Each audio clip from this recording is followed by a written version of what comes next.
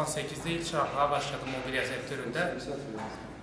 İlk olarak burada dayımlarda başladım. Daha o zaman gerçi ortaokula da gidiyordum aynı zamanda. Okulu bıraktı tabii daha sonra. O zamanlar çok iyiydi bu sektör. Yani işçilik çok iyiydi. Piyasada fazla mobilyacı yoktu. Daha diyelim hiç yoktu.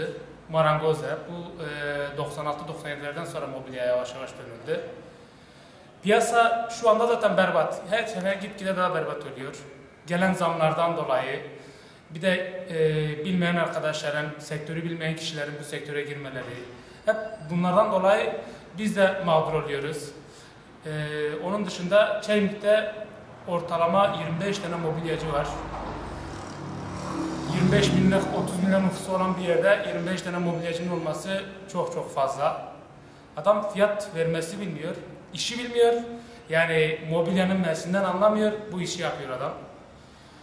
Benim 1000 liraya, 1200 liraya yaptığım işi adam 700-800 liraya yapıyor. Tabii fiyat bilmediği için yapıyor ama hem kendisini öldürüyor hem bizim bu sektörü öldürüyor. Yani durumumuz perişan durumda. İş yapamıyoruz, iş yok.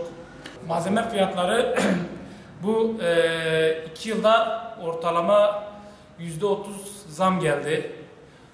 Hiç kimse ses çıkarmıyor. Onun dışında farklı markalar piyasaya girdi. Sektör tabii sürekli yenileniyor.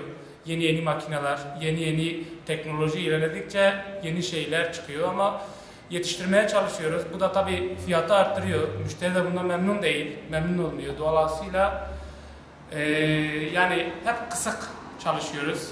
Kiralar yüksek. Küçük malzemeler var.